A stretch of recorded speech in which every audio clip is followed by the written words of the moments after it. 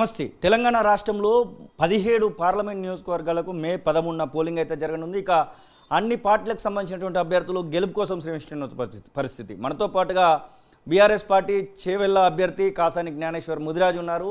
అసలు ప్రచారం ఎలా జరుగుతూ ఉంది, గతంలో అక్కడ బీఆర్ఎస్ పార్టీ నుంచే ఎంపీగా గెలిచినటువంటి దాఖలాలు ఉన్నాయి, మరి ఎలా ఉండబోతుంది ఏంది అనే విషయాన్ని తెలుసుకునేటువంటి ప్రయత్నం అయితే చేద్దాం.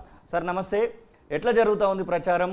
చేవెళ్ళ అనేది మీకు కొత్త అయితే కాదు, ఇంకా ప్రజల్లోకి ఎలా మీరు ముందుకు పోదలుచుకున్నారు? ముందుగా మీడియా మిత్రులకు మీకు నమస్కారాలు. ఎలక్షన్ అనేది తెలియదు కాదు, ఇది ఒక జాతర లాంటిది. నిత్యము ప్రజలలో ఉండే వ్యక్తులకి ఇది కూడా ఓ ప్రాసెసే. కాకపోతే చేవెళ్ళ ఎలక్షన్స్ అనేది చేవెళ్ళ గడ్డని అనండి, 7 కాన్స్టిట్యూన్సీతో ముడిపడినటువంటి ప్రాంతం, అర్బన్ ఏరియాస్ కానీ రూరల్ ఏరియా కలిసి ఉన్నటువంటి ప్రాంతం. దాదాపు 70-80% ఓట్లు ఒకవైపు, 20-30% ఓట్లు ఒకవైపు. ఓవరాల్గా ఏది చూసినా బీఆర్ఎస్ ప్రభుత్వం కె చంద్రశేఖరరావు గారు ఏం పని చేసిండు 10 సంవత్సరాలు, దాన్ని బేరీ చేసుకుంటారు ప్రజలు. అదేవిధంగా 4 నెలల నుండి కాంగ్రెస్ ప్రభుత్వం వచ్చినాక ఏం వాగ్దానాలు చేసిండు, ఏం చేస్తున్నారు, ఈ రెండింటి మీద ప్రజలు ఓటర్ మహాశయులు బేరీ చేసుకుంటున్నారు. మా వరకు వస్తే 10 సంవత్సరాల లోపల కె చంద్రశేఖరరావు గారు చేసినటువంటి అభివృద్ధి పని ఎవరు మరవలేరు. ఇలాంటి సందర్భం చాలా వచ్చినప్పుడు ఇలాంటి ఎండలు తీవ్రంగా ఉన్నటువంటి సందర్భాలు కూడా ఉన్నాయి. అప్పుడు కూడా ఒక నిమిషము వెయిట్ చేయకుండా మిషన్ భగీరథను పెట్టి ప్రతి ఇంటింటికి మంచినీళ్ళు అందించినటువంటి దాఖలాలు కోకలు మీకు తెలుసు. మరి ఈరోజు 10 సంవత్సరాల కాలం చేసిన తర్వాత ఇమ్మీడియట్గా కట్కబాన్ చేసినట్టు నీళ్ళు రావడం 2 నెలలకు 2 రోజులకు 3 రోజులకు నీళ్ళు ఇస్తున్నారు.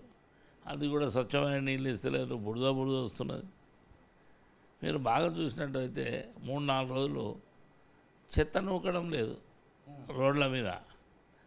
విచిత్రం ఇది.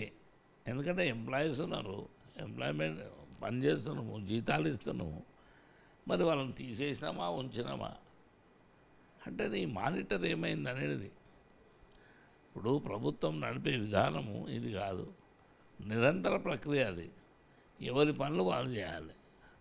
మానిటర్ చేసే దాంట్లో లోపాల, అడ్మినిస్ట్రేషన్ లోపమా అది తెలుసుకోవాల్సిన బాధ్యత ఉంది. ఎందుకంటే నేను 2 రోజుల నుంచి చెప్తా ఉన్నా, నేను చెత్త నూకడం లేదు, ఎవరు తీసుకుపోవడం లేదు. అంటే నేనేమంటున్నా అంటే ఏది బాగున్నదంటే మీరు బేరీ చేసుకోవాలని అంటున్నాను నేను. ఇప్పుడు ప్రజలు ఓట్లేస్తున్నారు, ఓట్లేసే వాళ్ళకు రోజు పొద్దున ఏం కనబడుతుందని తేలాలి మనకు. ఇదే సందర్భంలో మహేశ్వరము, షేర్లింగంపల్లికి సంబంధించినటువంటి రాజేంద్ర నగర్కి సంబంధించినటువంటి ఎమ్మెల్యే అభ్యర్థులుగా మీరే గత ఎమ్మెల్యే ఎలక్షన్స్లో గెలిచినటువంటి సందర్భం కనబడుతూ ఉంది. ముఖ్యంగా చేవెళ్ళ లోకల్ కూడా మీకు సంబంధించినటువంటి ఎమ్మెల్యే అభ్యర్థి గెలిచినటువంటి దాఖలాలు అయితే కనబడుతూ ఉన్నాయి. 4 ఎమ్మెల్యేస్ బీఆర్ఎస్ వాళ్ళు గెలిచారు. మహేశ్వరం, షేర్లింగంపల్లి, రాజేంద్ర నగర్, చేవెళ్ళ. నేను అదే చెప్తున్నా, వాళ్ళు మొత్తుకున్నా అసలు ఎంప్లాయీస్ పని చేయకపోతే ఏం చేస్తారు చెప్పండి. మా దగ్గర మాత్రం ఇంటి ముంగట చూడండి మీరు. అంటే నేను ఏమన్నా ఎంప్లాయీస్ ఎక్కడ పని చేయకుండా వాళ్ళ మానిటర్ చేసే వాళ్ళు లేకపోతే అట్లనే ఉంటుందండి. మీరు మంత్లీ పేమెంట్ ఇస్తురా లేదా? ఇస్తున్నప్పుడు ఇవి ఎందుకు చేస్తలేదు? మా ఎమ్మెల్యేలు గెలిచిన మాట వాస్తవం, మా ఎమ్మెల్యేలు మొత్తుకుంటారు. ఎమ్మెల్యేలు గెలిచి ఉన్నారు కదా, ఇప్పుడు చేవెళ్ళ పార్లమెంట్ గెలవడానికి మీకు అది ఎలా ఉపయోగపడేటువంటి అవకాశం కనబడతా ఉందని నేనేమంటున్నా, అందుకని చెప్తున్నా.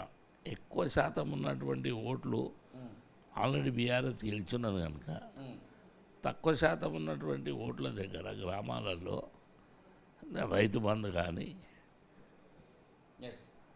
పింఛన్స్ కానీ, వ్యవసాయదారులకు రుణమాఫీ కానీ, నేను రాగానే 9వ తారీఖు మీకు ఇచ్చేస్తానని చెప్పడము, మీరు అప్పు తీసుకొని మేము ఇచ్చేస్తామని చెప్పడము, ఇవన్నీ కోకలు ఉన్నాయి కనుక చాలా ప్రజలు ఆగ్రహంతో ఉన్నారు. ఎట్టి పరిస్థితుల్లో కేసీఆర్కి ఈసారి కారు గుర్తుపై ఓటేస్తాం, బీఆర్ఎస్ క్యాండిడేట్లను గెలిపిస్తాం, అదేవిధంగా కేసీఆర్ అండగా ఉంటామనండి. జనము అంటే నువ్వు జనము వచ్చే విధానం లోపల కసిగా వచ్చే జనం ఉంటారు, ఉట్టిగా వచ్చే జనం. ఇలా ఎవరిని చూడండి, మీరు కసిగా వస్తారు కేసీఆర్ ఓటేస్తామని. కనుక మంచి జరగబోతుంది. బీఆర్ఎస్కు పెద్ద ఎత్తున ఓట్లు పడుతున్నాయి. నిశ్శబ్ద విప్లవం కాకుండా బహిర్గత విప్లవం రాబోతుంది. కనుక పెద్ద ఎత్తున బీఆర్ఎస్ క్యాండిడేట్లు గెలవబోతున్నారు. ఇక చెవేళ్ళ ప్రాంతానికి వస్తే నేను కూడా జిల్లా పరిషత్ చైర్మన్గా 2001 నుంచి 6 వరకు పనిచేసిన. మేము చేసినటువంటి పనులు కూడా మీ కళ్ళ ముంగటే ఉన్నాయి. ఇప్పుడు ఎక్కడనో లేదు. రంజిత్ రెడ్డి గారు ఇందులోకి వెళ్ళి కాంగ్రెస్ పోయిండు, ఎందుకు పోయిండో ఏం సంగతో ఆయనకే తెలాలి దొరకు. దాని మీద కూడా కార్యకర్త చాలా ఆగ్రహంగా ఉన్నారు ఆయన మీద. మీరు చూస్తున్నారు, ఎక్కడికక్కడ నిలబెట్టి అడుగుతున్నారు. అదే కాకుండా కొండ విశ్వేశ్వరరెడ్డి ఆయన పరిస్థితి, పరిస్థితి మీకు కూడా తెలుసు. మేము ఏమంటున్నామంటే ముగ్గురం కూడా right are wrong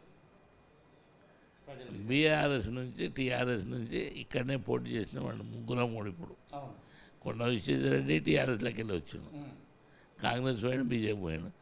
Ranjith Reddy బీఆర్ఎస్లోకి వెళ్ళాను, మళ్ళా కాంగ్రెస్లోకి పోయాడు. కాసాని జ్ఞానేశ్వర్ ఇక్కడనే ఇప్పుడు పార్లమెంటు అధ్యక్షునిగా పోటీ చేస్తున్నా. కేసీఆర్ ఒక బీసీకి ఇవ్వాలన్న ఉద్దేశంతో.